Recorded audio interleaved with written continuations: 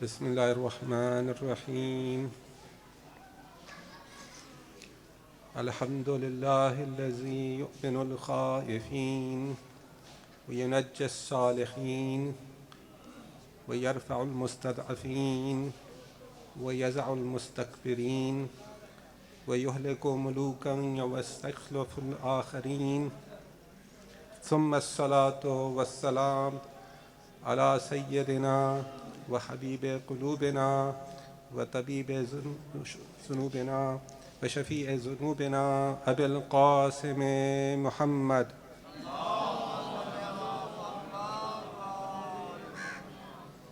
وعلى آله الطيبين الطاهرين المعصومين، واللعن الدائم على أعدائهم من الآن إلى قيام يوم الدين. صلوات بھیجئے محمد و آل محمد.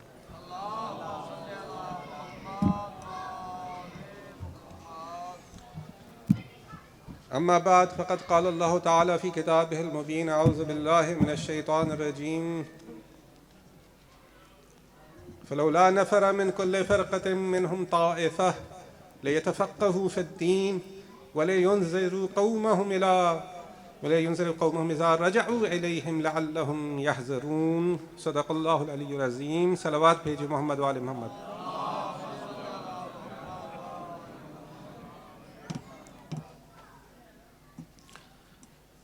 میرے لیے بڑے اعزاز کی بات ہے کہ مجھے پہلی دفعہ موقع مل رہا ہے کہ اس عظیم درس کا المدارس میں حاضری دوں اور اپنے کچھ احساسات آپ کی خدمت میں پیش کروں اور بیان کروں اور آپ کی کچھ دقائق کے لیے سماع خراشی کروں. میں خطیب تو ہوں نہیں، درس و تدریس سے ہمارا تعلق ہے اور تھوڑا بہت جو ہم نے اہل بیت علیہ السلام کے درس سے سیکھا ہے وہ آپ کے ساتھ میں شیئر کرنا چاہتا ہوں، آپ کی خدمت میں پیش کرنا چاہتا ہوں. دل چاہتا ہے کہ بہت ساری باتیں کی جائیں، ایک ایسے علمی ماحول میں، ایک ایسے معنوی ماحول میں، ایک ایسے روحانی ماحول میں جہاں پر سننے والے علماء کے عقیدت مند ہیں، علماء سے فیض حاصل کرتے ہیں. تو دل چاہتا ہے کہ ہم طالب علم بھی اپنی طالب علمانہ انداز سے کچھ گفتگو پیش کریں. بہت ساری باتیں دین کے بارے میں، علماء دین کے بارے میں، مدارس دینیہ کے بارے میں کرنے والی ہیں، اور اس مختصر وقت میں بہت ساری باتیں نہیں ہو سکتی ہیں، لیکن چند عرائض. ایک تو یہ کہ علماء دین کے بارے میں آپ بہتر جانتے ہیں جو روایات آئی ہیں انہیں امناء الرسل کہا گیا ہے، انہیں وارث الانبیاء کہا گیا ہے. ان کی بہت شان و شوکت ہے، بہت عزت و احترام ہے، خاص طور پہ وہ علماء جو کہ عالم بھی ہیں اور عامل بھی ہیں، اور اس آیہ شریفہ کے مصداق ہیں کہ انما یخشی اللہ من عبادہ العلماء. خدا کی خشیت صرف اور صرف علماء کے دل میں ہے. وہ شخص عالم ہے جو خشیت الہی رکھتا ہے، وہ خوف الہی رکھتا ہے. من خاف مقام ربہ ونہى النفس عن الہوى فإن الجنۃ ہی المأویٰ. اور یہ ہمارے لیے فخر کی بات ہے. ظاہر ہے کہ قبلہ مولانا علامہ سید علی محمد نقوی صاحب کے اتنے خوبصورت بیان کے بعد، ایک عالمانہ گفتگو کے بعد، ایک بہترین کلام کے بعد اب گنجائش نہیں کہ کچھ عرض کروں، لیکن علامہ مرحوم سید خادم حسین شیرازی صاحب اعلی اللہ مقامہ الشریف، ان کی یاد اگر ہمیں منانی ہے، ان کی یاد کو زندہ رکھنا ہے تو ان کے شاگردوں کی طرف دیکھنا چاہیے. دیکھیے، انسان جب دنیا سے چلا جاتا ہے تو روایت میں ہے کہ اذا مات ابن آدم، جب آدم کی اولاد انسان اس دنیا سے چلا جائے تو اس کا ہاتھ جو ہے دنیا سے کوتاہ ہو جاتا ہے، اس کا کچھ باقی نہیں رہتا دنیا سے رشتہ. صرف 3 چیزیں اسے زندہ رکھتی ہیں.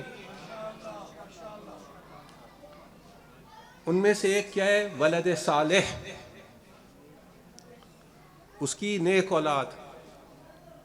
اب اولاد 2 طرح کی ہوتی ہے، ایک جسمانی اولاد ہوتی ہے اور ایک روحانی اولاد ہوتی ہے. جسمانی اولاد بھی قبلہ مرحوم کی ہم دیکھتے ہیں کہ علماء دین میں سے ہیں، ان کے کام کو جاری رکھ رہے ہیں، ان کے جو پودے لگائے ہوئے ہیں ان کو سیراب کر رہے ہیں، تن و من درخت میں تبدیل کر رہے ہیں. اور جو ان کے روحانی شاگرد ہیں، اولاد ہیں، ان کے شاگرد ہیں، جن کے وہ روحانی باپ ہیں، جیسے خود قبلہ موصوفہ بھی جو فرما رہے تھے، یادگار ہیں ان کی، ان کو افتخار اور فخر ہے کہ وہ ان کی یادگار ہیں، اور آج وہ معاشرے میں ایک بہترین کردار ادا کر رہے ہیں. ہمارے بزرگ علماء نے ایسے پودے لگائے، ایسے خوبصورت پودے لگائے کہ وہ یہاں پہ بھی انہوں نے تربیت حاصل کی، پھر قم اور نجف کا رخ اختیار کیا، وہاں پر ان کی مزید جو ہے وہ ہوئی، نشو و نما ہوئی، تربیت ہوئی. وہاں کے بزرگ علماء نے خاص طور پہ جنہوں نے امام خمینی رحمۃ اللہ علیہ کے مکتب اور دبستان فکری میں تربیت پائی اور پروان چڑھے، وہ آج دنیا میں ایک بہت زبردست کردار ادا کر رہے ہیں، مؤثر ہیں دنیا کے اندر. آپ نے بھی دیکھا علامہ حسن نصر اللہ اسی مکتب سے پڑھ کے گئے ہیں، اسی مکتب کے شاگرد ہیں، اسی دبستان کے شاگرد ہیں. اس وقت لاکھوں کروڑوں کی نظر ان کی طرف ہے کہ وہ کیا کہتے ہیں فلسطین کے معاملے میں، غزہ کے معاملے میں. سوشل میڈیا، مین سٹریم میڈیا سب انتظار میں ہے کہ حسن نصر اللہ کیا کہتے ہیں.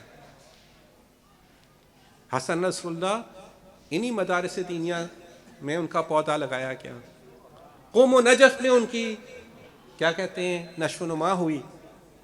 یہ مقام ہے علماء دین کا.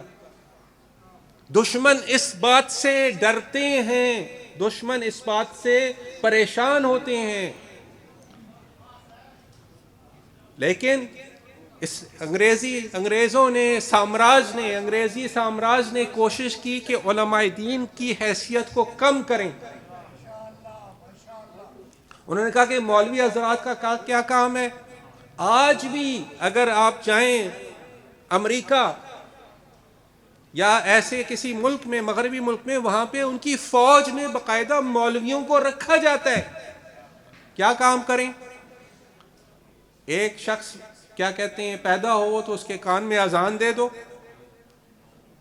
ایک شخص جو ہے اس کا عقد پڑھنا ہے، شادی کرنی ہے، اس کا عقد پڑھ دو، مرنے کے وقت اس کا جنازہ پڑھ دو، اللہ اللہ خیر صلی اللہ. یہ مولویوں کا کام یہاں پہ ختم ہو گیا. آپ کو یاد ہوگا ایسٹ انڈیا کمپنی نے، آپ نے پڑھا ہے تاریخ میں، ایسٹ انڈیا کمپنی وہ کمپنی تھی جس نے بر صغیر پہ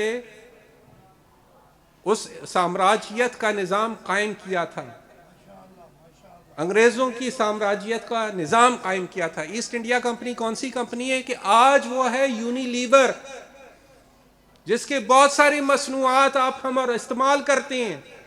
یہ وہ ایسٹ انڈیا کمپنی ہے جس کے نتیجے میں 1865 میں عیسوی میں جو مکولے صاحب آئے تھے، انہوں نے ایک شب میں ایک قلم کے ذریعے پوری بر صغیر کی قوم کو جاہل بنا دیا.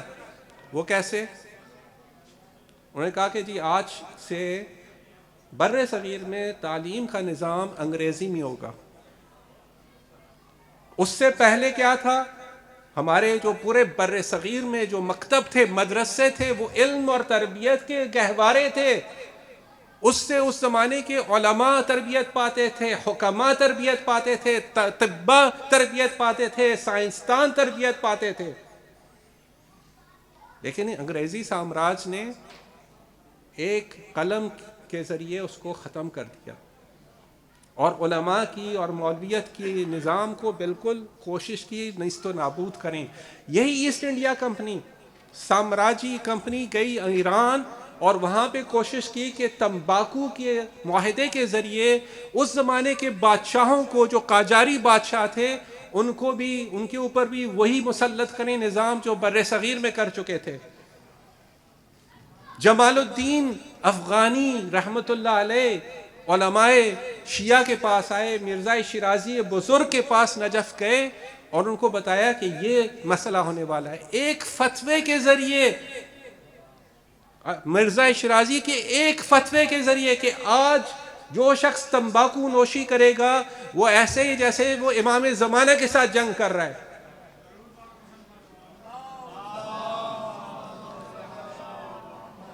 وہ جو سازش تھی وہ ناکام ہو گئی. تو علماء حقہ, علماء تشیع, اہل بیت سے وابستہ علماء کا یہ کردار ہے کہ ایک فتوے کے ذریعے ساری سامراجی سازشوں کو ناکام بنا سکتے ہیں. یہ اہمیت ہے. کیوں؟ کیونکہ اہل بیت سے وابستہ ہیں. کیوں؟ دیکھیے قبلہ نے بہت اچھی بات کی. توحید کا پیغام, توحید کا نظام پہ سب سے اوپر خدا کی ولایت ہے, رسول کی ولایت ہے اور پھر امام کی ولایت ہے. یہ ولایت کا نظام, توحیدی نظام, ان تینوں کے بغیر پورا نہیں ہوتا. علماء دین کا کام ان تینوں مرحلوں میں ہے, ان تینوں مقامات پر ہے. کیسے؟ علماء دین, علماء حقہ, پہلا مرحلہ توحید, اللہ تعالیٰ کی ولایت. اس کے بارے میں کیا حکم ہے قرآن کا, کیا فرمان ہے خداوند متعال کا؟ ایاک نعبد و ایاک نستعین. ہم تیری ہی کیا کرتے ہیں؟ نہیں, ہم تیری ہی بندگی کرتے ہیں. دیکھیں, ہم تیری بندگی کرتے ہیں اور تیری عبادت کرتے ہیں, ایک ہی معنی رکھتا ہے. لیکن جب عبادت کا لفظ ہم استعمال کرتے ہیں تو ہمارے ذہن میں آتا ہے نماز پڑھنا. ہمارے ذہن میں کیا آتا ہے؟ نماز پڑھنا. جبکہ عبادت اس سے وسیع ہے, بندگی ہے. یعنی چاہے نماز پڑھو, چاہے روزہ رکھو, چاہے تجارت کرو, یہ بندگی خدا میں ہونا چاہیے. چاہے سیاست کرو, چاہے ریاست کرو, چاہے اقتصادی نظام چلاؤ, چاہے ثقافتی نظام قائم کرو, یہ سب خدا کی بندگی میں ہونا چاہیے. علماء دین اس بات کے ذمہ دار ہیں کہ اس توحیدی نظام کو, خدا کے بندگی کے نظام کو پورے معاشرے پہ رائج کریں, پورے معاشرے میں اس کی ترویج دیں. مقام نبوت کے مرحلے میں جو نظام ہے وہ کیا ہے جس پہ علماء کی ذمہ داری ہے؟ انبیاء کی کیا ذمہ داری ہے؟ یتلو علیہم آیاتہ ویزکیہم ویعلمہم الکتاب والحکمہ. علماء کا کام ہے یتلو علیہم آیاتہ, خداوند متعال کی آیتوں کو واضح کر کے پیش کریں. آیات الہی, آیات تکوینی, آیات تشریعی, عقائد کی درستگی, نظریات کی درستگی. پھر یزکیہم, اخلاقی تزکیہ نفس, برائیوں کو انسان کے نفس سے پاک اور پاکیزہ کر دینا, برائیوں کو ختم کر دینا, نفس کو پاک اور پاکیزہ کر دینا. پھر یتلو علیہم آیاتہ, پھر ان کو احکام دین سکھائیں اور ساتھ ساتھ اس پر عمل کرنے کا طریقہ بھی بتائیں. بندگی ذکر الہی میں ہر میدان میں. سورہ جمعہ میں آپ کیا پڑھتے ہیں؟ یا ایھا الذین آمنوا اذا نودی للصلاۃ من یوم الجمعہ فاسعوا الی ذکر اللہ وذروا البیع. اے ایمان لانے والو, جب نماز کا کی طرف پکارا جائے جمعے کے دن، تو سب کے سب کیا ہے، سارے کام چھوڑ دو، معاملات چھوڑ دو، تجارت چھوڑ دو، ذکر الہی کی طرف جاؤ۔ یہاں پہ ذکر الہی کیا ہے؟ نماز جمعہ۔ اور پھر کیا ہے؟ فَإِذَا قُضِيَتِ الصَّلَاةُ، جب نماز پوری ہو جائے، فَإِذَا قُضِيَتِ الصَّلَاةُ فَانْتَشِرُوا فِي الْأَرْضِ، زمین میں پھیل جاؤ، منتشر ہو جاؤ، وَابْتَغُوا مِنْ فَضْلِ اللَّهِ، اور اللہ تعالیٰ سے اس کے فضل سے مانگو کہ وہ تمہیں روزی عطا کرے۔ وَاذْكُرُوا اللَّهَ كَثِيرًا، وہاں پہ بھی جا کے روزی کے لیے جب کوشش کرو تو خدا کی یاد کو زندہ رکھو، لعلکم تفلحون۔ تو ذکر الہی صرف نماز نہیں ہے، تجارت بھی ذکر الہی کے ساتھ، اقتصاد بھی ذکر الہی کے ساتھ، سیاست بھی ذکر الہی کے ساتھ، ثقافت بھی ذکر الہی کے ساتھ، تعلیم و تربیت کا نظام بھی ذکر الہی کے ساتھ۔ علماء دین کا کام یہ ہے۔ اور تیسری منزل کیا ہے؟ ایک تو مجتہد فقہا، دیکھیے ہمارے لیے کتنے بڑے اعزاز کی بات ہے، کتنے بزرگ علماء ہمارے سرزمین پہ موجود تھے اور ہیں، اور نجف کیسے مرکز میں 2 مجتہد مسلم مرجع تقلید پاکستان سے منسوب ہیں، ان کا نام آیت اللہ العظمی حافظ بشیر صاحب پاکستانی ہیں، اس سرزمین سے درس حاصل کر کے گئے۔ اور آپ کو شاید اطلاع نہ ہو کہ آیت اللہ العظمی شیخ فیاض بھی پاکستانی ہیں، لوگ ان کو افغانی سمجھتے ہیں، وہ خود اپنے آپ کو پاکستانی کہلاتے ہیں۔ تو یہ مرتبہ ہے علماء کا۔ تیسرا مرتبہ ہے ولایت کا، امامت کا۔ یہاں پہ علماء کا کیا کردار ہے؟ امام زمانہ کی غیبت کے زمانے میں، اب کس کی ذمہ داری ہے؟ علماء کی، کہ وہ قوم کی رہنمائی کریں، ان کی قیادت کریں۔ دیکھیے مکتب اہل بیت علیہ السلام کا خاصہ کیا ہے؟ ہم مکتب ولایت کے کیوں ماننے والے ہیں؟ کیونکہ عوامی مقبولیت اپنی جگہ، جمہوریت کی باتیں اپنی جگہ، لیکن سب سے اہم مسئلہ اہلیت کا ہے۔ ہم کیوں امام معصوم کو ولی مانتے ہیں؟ اہلیت کی بنیاد پر۔ رسول کو ولی کیوں مانتے ہیں؟ اہلیت کی بنیاد پہ۔ خداوند متعال کو ولی کیوں مانتے ہیں؟ کیونکہ اہلاً للولایہ والعبادہ ہے، وہ اہلیت رکھتا ہے کہ اس کی بندگی کی جائے۔ تو تشیع کا نظام، چاہے وہ سیاسی نظام ہو، اجتماعی نظام ہو، اس کے اندر بنیادی شرط اہلیت ہے، صلاحیت ہے۔ اگر جمہوریت کا معنی یہ ہو کہ جس کو بھی آپ چاہیں کرسی صدارت میں بٹھا دیں، چاہے اس کو کچھ آتا ہو یا نہ آتا ہو، چاہے وہ بندر ہی کیوں نہ ہو، چاہے وہ ایکٹر ہی کیوں نہ ہو، جیسے یوکرین کا بھی صدر جو ہے وہ ایکٹر ہے، کمیڈین ہے۔ ایک زمانے میں امریکہ کا صدر ایکٹر تھا، چونکہ عوامی مقبولیت حاصل تھی اسے، لہٰذا آپ نے کہا جی وہ صدر۔ اہلیت کہاں گئی؟ مکتب تشیع، مکتب اہل بیت علیہ السلام کے لیے اہلیت شرط ہے۔ اسی اہلیت کا نتیجہ ہے جس کو عوامی مقبولیت بھی حاصل ہونا ضروری ہے، ورنہ عوامی مقبولیت ضروری ہے۔ اگر امام معصوم کو بھی مقبولیت حاصل نہ ہو تو کیا ہوگا؟ 25 سال تک امام معصوم گوشہ نشین ہو جائے گا۔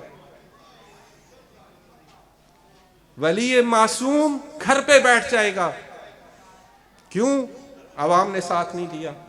لیکن یہ اس کا مطلب نہیں ہے کہ جس کا عوام ساتھ دیں وہ چاہے کوئی بھی ہو اس کو ہم کرسی صدارت پہ بٹھا دیں، وزارت عظمیٰ اس کو دے دیں۔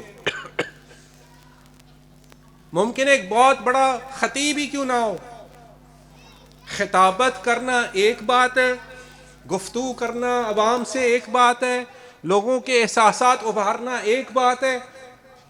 آپ کسی خطیب کو بٹھا دیں، مجھ سے بہترین تقریر وہ کرے گا، لیکن عالم ہے یا نہیں ہے وہ؟ ہمارے یہاں افسوس سے ہمیں کہنا پڑتا ہے کہ ہمارے یہاں یہ کہ جو بہت اچھی تقریر کر لے وہ علامہ ہے، جبکہ بہت سارے علماء ایسے ہیں، بہت سارے پڑھے لکھے لوگ ایسے ہیں جو ممکن ہے ان کی خطابت کا انداز وہ نہ ہو جو آپ کو بہتا ہو، لیکن بہت بڑے عالم ہیں، مجتہد ہیں، جامع شرائط ہیں۔ تو لہٰذا اسی طرح سیاست کے میدان میں بھی ایک شخص بہت اچھا بولتا ہے، عوام کا دل جیت لیتا ہے، اس کا مطلب ہے وہ اچھا قائد ہے، اچھا رہبر ہے۔ ہاں، اچھے رہبر کے لیے، اچھے قائد کے لیے یہ اچھا ایک امتیاز ہے، یہ خصوصیت ہے کہ وہ اچھا بولے، لوگوں کی بات، لوگوں تک اپنی بات پہنچا سکے، اپنی بات اس طرح سے پیش کرے کہ ان کے دلوں کو لگے۔ لیکن ہر اچھا بولنے والا قائدانہ صلاحیت نہیں رکھتا۔ مکتب اہل بیت کا تقاضا ہے کہ اہلیت کی بنیاد پر کسی کو ولی بناؤ۔ اگر امام زمانہ کی غیبت میں بھی کوئی ولی ہوگا اور اس کی سرپرستی ہم قبول کریں گے تو اہلیت کی بنیاد پہ ہونا چاہیے۔ لہٰذا یہ جو مکتب امام خمینی رحمۃ اللہ علیہ ہے، مکتب امام خامنئی مدظ اللہ العالی ہے، اس میں اہلیت کی بنیاد پہ قیادت ہے۔ اور آپ دیکھتے ہیں اس کے آثار کیا ہیں۔ ابھی پچھلے دنوں ایک ٹاک شو تھا بہت ہی مشہور چینل پر، سوال کرنے والے اینکر نے سوال کیا کہ یہ کیسے ہوا کہ فلسطین کے معاملے میں اس وقت ایک طرف جو ہے حماس ہے، ایک طرف حزب اللہ ہے۔ حماس ایک سلفی تنظیم ہے، ایک سنی تنظیم ہے، اور اس کے مقابلے اور حزب اللہ ایک شیعہ تنظیم ہے۔ لیکن یہ دونوں تنظیمیں بالکل اپنے درمیان ہم آہنگی کے ذریعے اور تعاون کے ذریعے انہوں نے یہ کام شروع کیا ہے۔ یہ جو مزاحمت کا کام ہے، یہ جو مزاحمتی محاذ ہے، اس میں شیعہ سنی کا اتحاد نظر آ رہا ہے۔ تو یہ کس کی بدولت ہے؟ یہ کس کی بدولت ہے؟ ادھر حسن نصر اللہ ہے، وہ مکتب امام خمینی کا پیرو ہے، لیکن حماس اس طرف جو سنی تنظیم ہے اس کے ساتھ مکمل تعاون ہے۔ ادھر سے خوسی ہیں، انصار اللہ ہے، اس نے بھی جو ہے حملہ شروع کیا ہے۔ ادھر سے عراق میں حشد شعبی ہے، عراق میں مزاحمتی قوتیں ہیں۔ وہ کیسے بنی تھیں؟ حشد الشعبی کیسے تشکیل پائی تھی؟ داعش کا قلع قم کس نے کیا تھا؟ آپ کو پتہ ہے، یہ بھی حال ہی کی تاریخ ہے، حال ہی کی تاریخ آپ کے سامنے زندہ جاگتی مثال۔ حشد الشعبی کو کس نے تشکیل دیا؟ کس کو شہید کیا گیا کہ حشد الشعبی کیوں اس نے بنائی؟ شہید قاسم سلیمانی کا نام آپ نے سب نے سنا۔ اور فتویٰ کس کا تھا؟ آیت اللہ العظمیٰ سیستانی کا۔ انہوں نے فرمایا کہ تمام عراقی جو قوتیں ہیں سب جمع ہو کے حشد الشعبی کا حصہ بنے، اس عوامی تحریک کا حصہ بنے۔